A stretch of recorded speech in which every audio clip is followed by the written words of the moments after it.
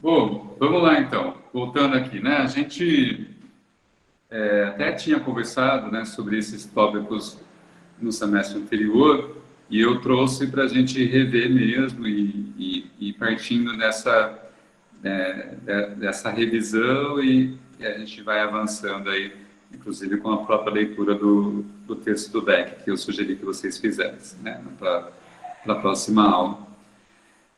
Então, o modelo cognitivo ele se baseia no modelo estruturado para avaliar, identificar e, quando possível, né, mudar um padrão de pensamento. E, inicialmente, este modelo foi proposto para a depressão, né, considerando um, um transtorno, infelizmente, bastante comum, né, mas já se tinha, né, bastante comum isso em 50 e hoje também, né, há uma estimativa alta de depressão a nível mundial. E aí o Beck também identificou que há aquilo que ele vai chamar de ciclo de manutenção, que acontece na depressão e também acontece em outros contextos, em outras características e demandas psicológicas. E aí ele identificou, então, 6 processos que mantêm aí um problema, né, uma situação que normalmente as pessoas colocam, e aqui pensando especificamente também em relação ao transtorno depressivo.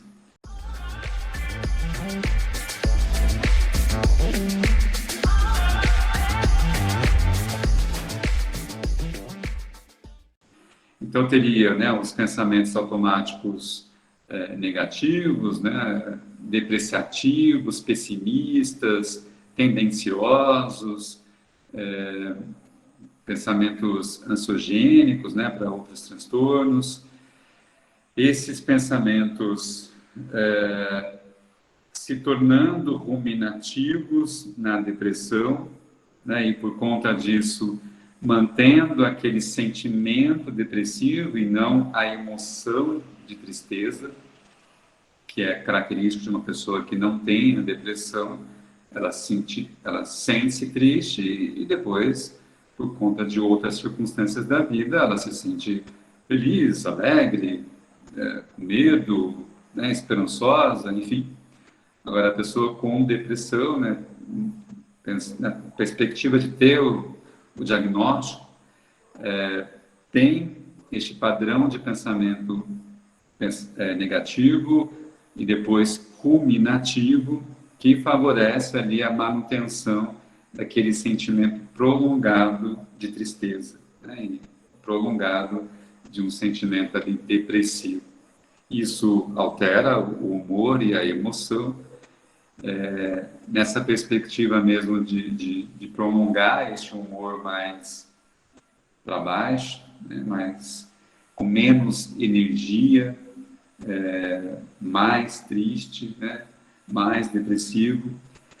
Muitas vezes por conta disso, né, pensando nesse como um processo de manutenção mesmo, né, um ciclo de manutenção, a pessoa acaba se esquivando e evitando de situações que poderiam causar algum bem-estar, como, por exemplo, eventos sociais, atividades que antes ela gostava de fazer, ela deixa de fazer, então passa a evitar, né, a pessoa gostava de trabalhar em tal lugar, começa a evitar aquele trabalho, ou gostava de ir para tal igreja e passa a evitar né, aquele convívio social, e se esquivando também, né, de algumas situações que antes para ela davam algum prazer.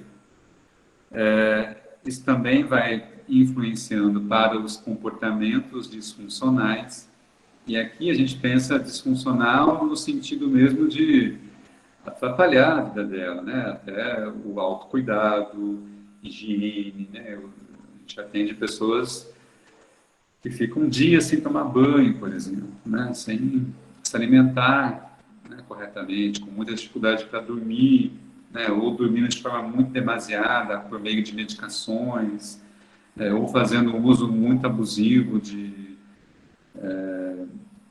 álcool, drogas, ou, né, comendo demasiadamente.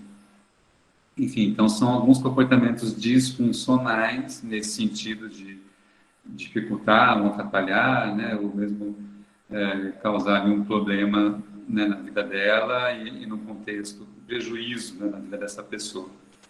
E isso também vai influenciar para a motivação, uma baixa perspectiva de coisas que motivam ela a mudar, ou motivam ela a fazer algo diferente, e os sintomas físicos mesmo de um choro fácil, a apatia, um sentimento de tanto faz, né?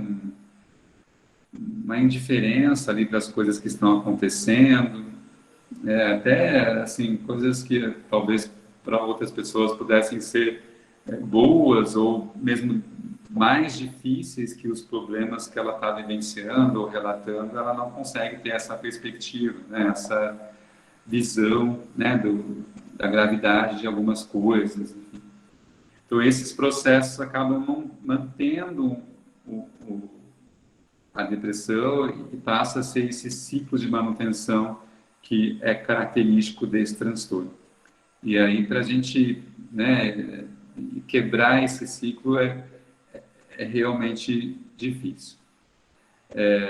No primeiro momento, a gente faz aquele exercício que nós conversamos de ativação comportamental, para ver se tem, né, uma melhora ali nos sintomas físicos. Né? A gente sabe que, né, uma pessoa que... É difícil de explicar para vocês, assim, mas vou tentar. Tenho pessoas que eu atendo que não conseguem fazer nada,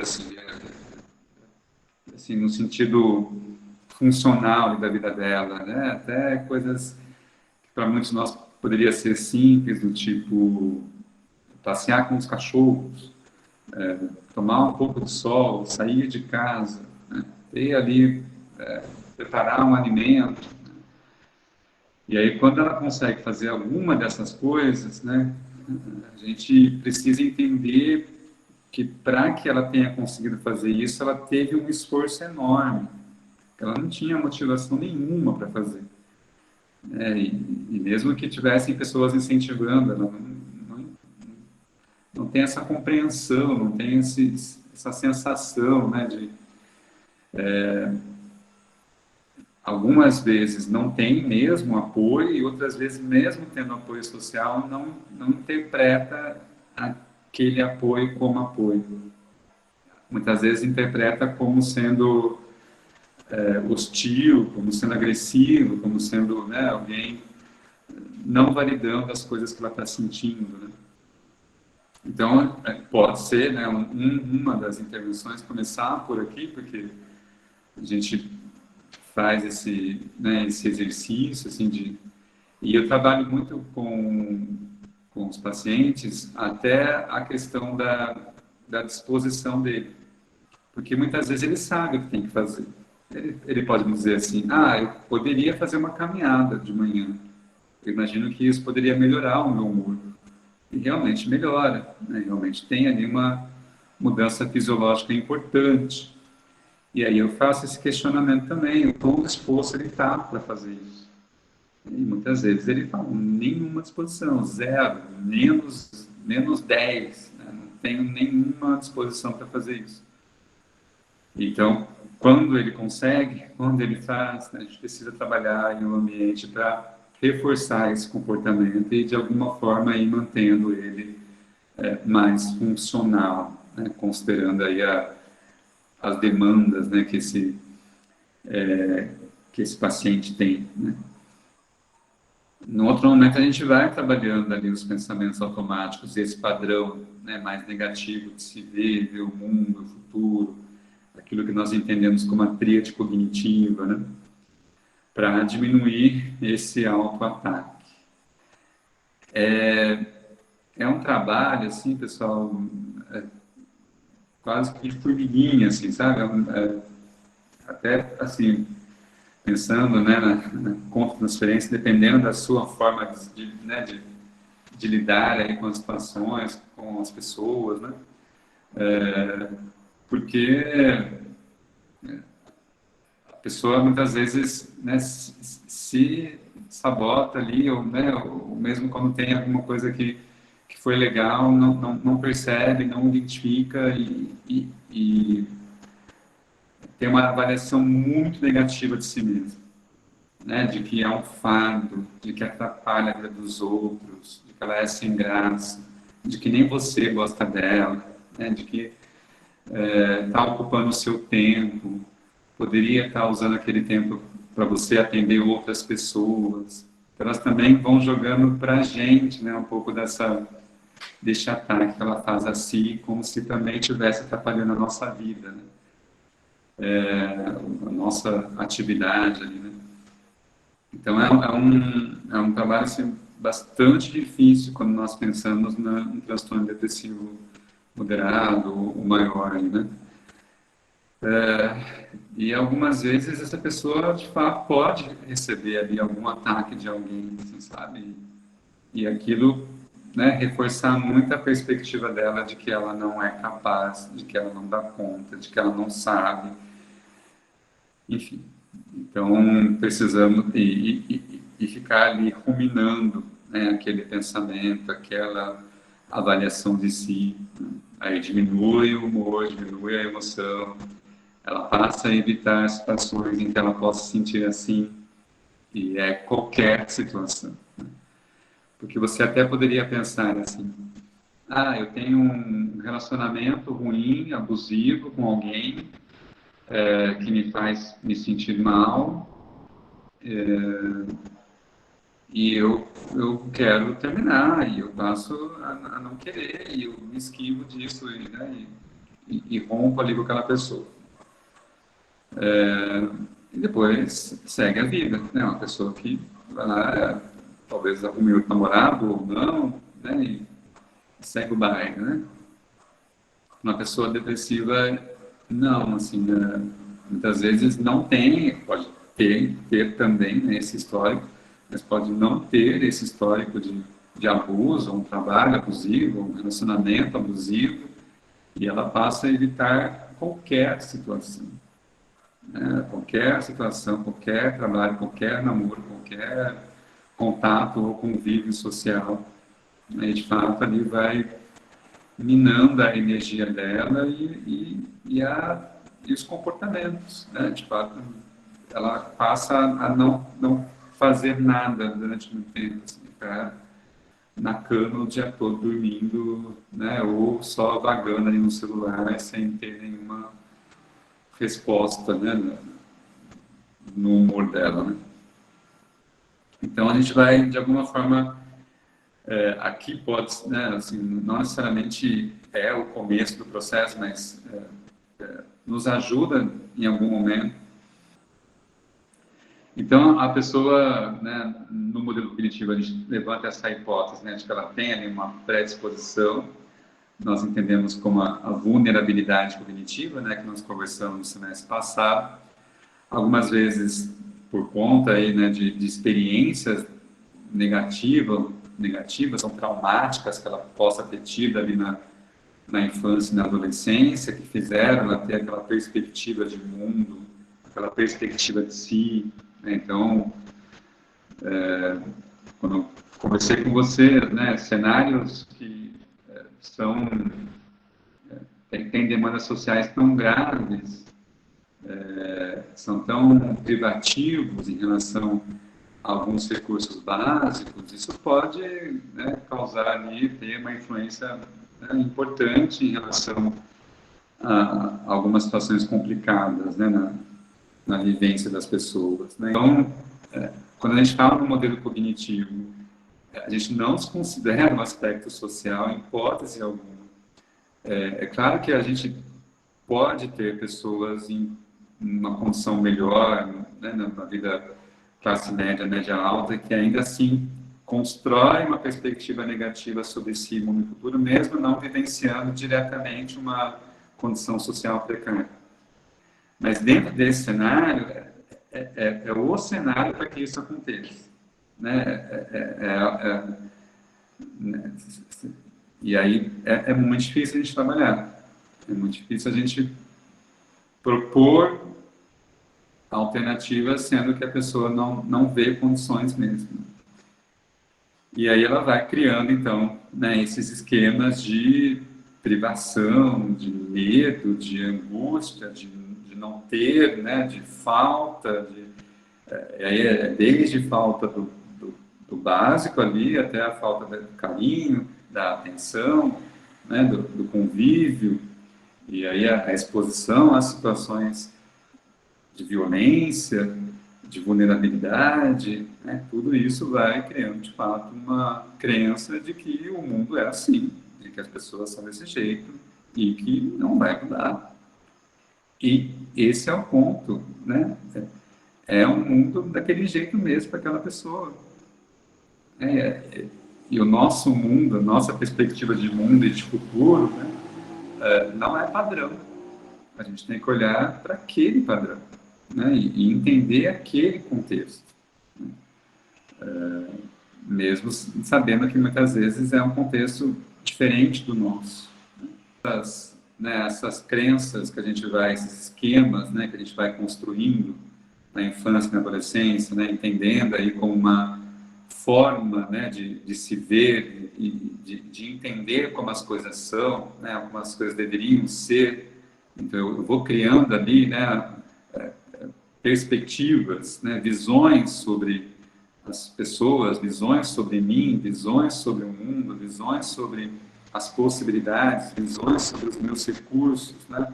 A gente vai construindo isso ao longo da nossa experiência, né? Em alguns contextos, como esse que eu citei, com experiências traumáticas, por exemplo, uma violência, a morte dos pais na infância, enfim, situações que são mais dolorosas, né, perdas, né, mais substanciais, assim, né, traumáticas mesmo, né, que podem ocorrer, né, nesse período aí de vida, né, isso forma uma perspectiva, né, isso tem ali uma forma da pessoa se ver e ver as pessoas, né, uma crença de que é assim que vai acontecer. Né, o meu pai vai, vamos supor, que né, um caso de uma criança em que o pai a abandonou. É um problema social e é muito comum. O pai foi embora, né, e a mãe ficou ali com aquele filho, mãe solo, lidando ali com as demandas que isso tem, apoio e tal. Né. A pessoa cresceu com essa ideia de que foi abandonada, né, com essa perspectiva de abandono, de ter sido rejeitada pelo pai. É um exemplo, né? Então ela tem essa perspectiva, né, essa crença que surgiu por uma situação real de abandono e talvez possa ter sido reforçada pela família. Seu pai te abandonou mesmo, não valia nada, né, aquela, né, que pode acontecer em alguns contextos, acontece, né, em alguns contextos. No outro momento, essa jovem, esse jovem adulto pode ter alguma situação de perda que, né, ativa essa crença que ele tinha, que ele construiu ali na infância. E, e assim, eu não consigo explicar, mas eu vou tentar. Muitas vezes você visualiza na sessão acontecendo, sabe? Você vê ali, às vezes, um comentário ou uma pergunta que você faz, um exemplo que ele traz da vida dele hoje, né? De uma experiência que ele teve agora, de um problema, que às vezes nem tem a ver com ele, né? Aconteceu ali no ambiente, né? Não foi diretamente aquela pessoa, mas né, tem essa crença, né? De que vai ser rejeitado e abandonado. E aí você vê ali né, a associação. E ele vai trazendo para você, né, essa associação. Então, isso é porque você é abandonado, é porque né, eu não mereço, é porque às vezes não tão claro assim, mas para a gente é claro, né? A gente está ouvindo, é uma associação clara de uma coisa que não está associada inicialmente, não tem a ver com a vivência que você teve com o seu pai, esse exemplo aqui, né? mas para aquela pessoa vai diretamente ali, diretamente naquele sentimento de que, inclusive, ela é culpada pelo pai ter ido embora, por exemplo. Ela pode crescer com essa... E aí, para ela, é rápido essa ativação. O fato do meu chefe ter me xingado é por conta disso, né? Volta aqui para a crença. E aí ela rumina, né? E quando você mostra para ela né, de forma real que aquela situação ali talvez não tenha a ver com ela, que a situação ali né, é uma distorção, que não, né, para ela não faz o menor sentido, porque aí ela vai te trazendo. Não, mas eu fui abandonado pelo meu pai, nananana, aí você fica...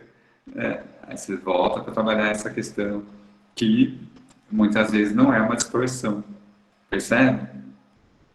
Aqui na vida adulta podem ter distorções, ela pode, né, que ela aprendeu aqui, né? Ela pode distorcer coisas que acontecem ali no... Mas aqui, talvez não tenha sido, talvez, de fato, o pai a abandonou, de fato, passou fome, de fato, sofreu uma violência, de fato, né, teve uma situação ali mais, né, complicada, né, não é necessariamente uma distorção, né? E quando a gente fala aqui, né, algumas vezes, algumas pessoas podem ter essa tendência de olhar para a TCC de uma forma até superficial, como se aquela crença não fosse real, né? Mas para aquela pessoa entende? Porque ela acredita naquilo, para ela faz muito sentido. E muitas vezes é a experiência dela mesmo. Quando você traz, né, na sessão a perspectiva de ressignificar, não significa fingir que não existiu, não significa olhar para as coisas positivas e deixar as negativas de lado, não significa, né, apagar aquilo da memória dela, né? Sei lá, vamos focar nas coisas positivas que aconteceram, né? Não é isso. É de fato que ela possa encontrar um espaço para vivenciar essa situação, que é dolorosa, que causa sofrimento hoje para ela, e que ela, a partir disso, possa, né, alinhar ali as próprias emoções e sentimentos e pensamentos dada a expressão dela. Isso por si só muda a experiência? Não, não muda. Mas traz, né, talvez para ela própria, uma outra perspectiva, né, de como ela continua vivenciando aquela situação, né, de como ela continua, eu vou dizer uma palavra que eu ouvi, né, presa a uma situação, enquanto muitas vezes o outro que a causou, né, tá aí, tá por aí, né? E aí talvez comece um pouco de um exercício, até pela perspectiva da própria pessoa, de se libertar disso. Eu sempre faço esse exercício de ir perguntando como é que a pessoa se sente. Como é que você se sentiu agora falando isso para mim? Como é que você está nesse momento? E algumas vezes eu ouço coisas, né, eu me sinto aliviado por ter falado, por ter conseguido expor. E aí você vai trabalhando também essa emoção, né, de alívio, né, de liberdade, né, esse sentimento de tirar isso, tiro isso de mim e coloco isso para uma relação, né? É algo que eu ficava ali ruminando, pensando, e às vezes, né, algo simples que não tem a ver comigo, lembra que eu falei, né? Eu chego aqui, a culpa é minha. fui eu que fiz, né? Que é de uma situação A, né? A associação que ela faz é direta ali, né? E aí você vai, não, não é. Né? Aquele é um contexto, né? Que a gente vivencia hoje é um outro contexto. Talvez a gente possa aprender a lidar com essas situações do dia a dia que também causam algum sofrimento, ou pode causar algum sofrimento. Aqui que está trazendo isso, né? Algumas situações que vão acontecendo na vida não são por si só, né, a causa da depressão, né? Ou, vamos dizer assim, que vai levar à depressão, né? Mas você vai pensando num conjunto de coisas. Então a gente não vai trabalhar nessa perspectiva necessariamente, né, de mudar coisas nesse momento, assim, né? Aquilo é a ponta ali, né? Aquilo é o momento mais o impacto que isso traz para agora. Né? Aí sim o exercício do aqui e agora, né? No contexto cognitivo, né? Então, por exemplo, né?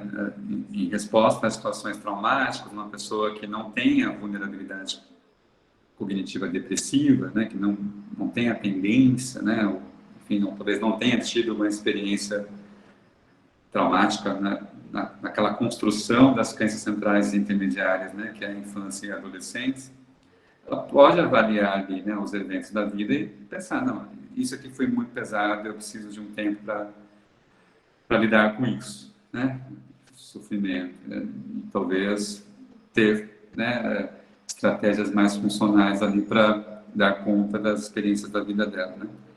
Mas a pessoa que tem essa tendência, né, essa perspectiva, essa visão negativa, essa avaliação, né, de si, como a gente, né, mais depressivo, né, ela vai ter aí uma limitação e vai desenvolver ideias muito negativas em relação a tudo que acontece. A BFP, né, que eu já mostrei para vocês, né, permite um pouco essa avaliação. Quando a gente identifica lá o fator depressão alto, né, aquele subfator, que naquele caso não é o transtorno, mas é uma tendência, você já tem ali um padrão.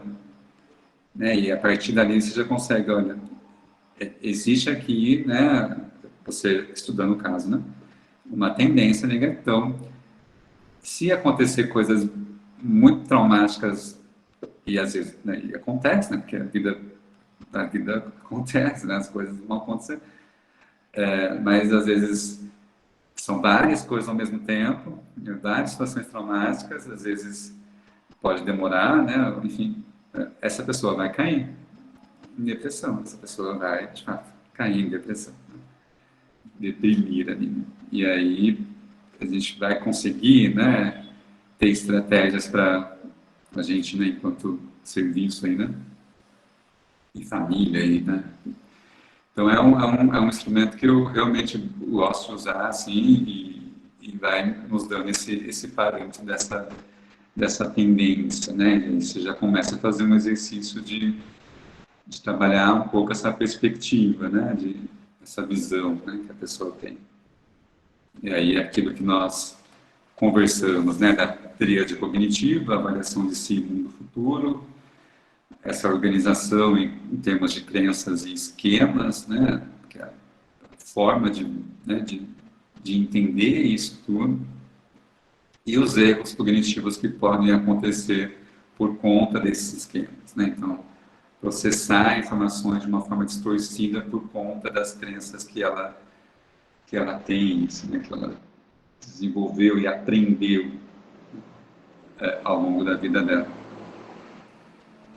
Mas isso não pode, né, em nenhuma medida, estar distanciado da avaliação social dessa pessoa, né, E aí é importante, né, da gente ter aí uma perspectiva, né, uma formação em relação à questão da depressão, né, a identificação do risco de suicídio, né, entendendo o suicídio como, né, a complicação mais letal da depressão.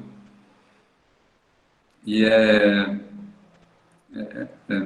é doloroso lidar com essa perspectiva, né, com esse comportamento, com esse pensamento de que só a morte vai resolver, né, que a morte é a solução, que não há outra alternativa. Né? E às vezes a gente pode se sentir muito limitado mesmo, se você fizer uma avaliação, né, mais próxima ali, né? E aí a gente trabalhar aí também as nossas características, né, de interesse, aceitação, empatia, né? Também essa validação, né, do que o outro está sentindo, né? E isso passa por entender e também validar aquele pensamento negativo, sabe? Aquele pensamento a gente pode compreender como distorcido a nossa avaliação aqui, né? Mas ele não precisa, né, ouvir da nossa boca que ele está distorcendo a realidade, que está distorcendo, né, as vivências dele ali, né? Então a gente também trabalha com essa perspectiva de aceitar. Então a gente tem esse modelo que eu, né, quis compartilhar com vocês. O próprio Beck ampliou essa perspectiva avaliando, né, no que ele vai entender ali como os modos que as pessoas têm. Né? E por isso que eu sugeri que vocês lessem o capítulo 1 do livro Fronteiras da Terapia Cognitiva. Não desanime, minha gente, não desanime. Acho que é importante a gente, né, entender e saber o que nos espera, né, o que a gente está vivendo, né, que infelizmente pode aumentar e tal, mas, né, vamos sextar real oficial agora, carnaval, e no próximo contexto aí a gente vai refletindo sobre isso, né, e entendendo como isso ressoa na gente, né, eu sempre faço esse exercício e eu sempre oriento a perspectiva de aproximar e distanciar, né? É sempre um exercício de aproximação e distanciamento, né, gente? E é saudável para a gente também distanciar, é saudável para a gente também vivenciar as coisas que nos cabem, que nós temos, é saudável para a gente também descansar, pular o carnaval, curtir, festejar, né, e entender as nossas vivências, né, entender aí as nossas escolhas, entender aí a nossa perspectiva de mundo, de carnaval, de vida, né, então vamos também manter a nossa saúde mental compreendendo isso tudo, né? Mas também, né, vivenciando as nossas experiências aí de agora, oficialmente, estamos, ok?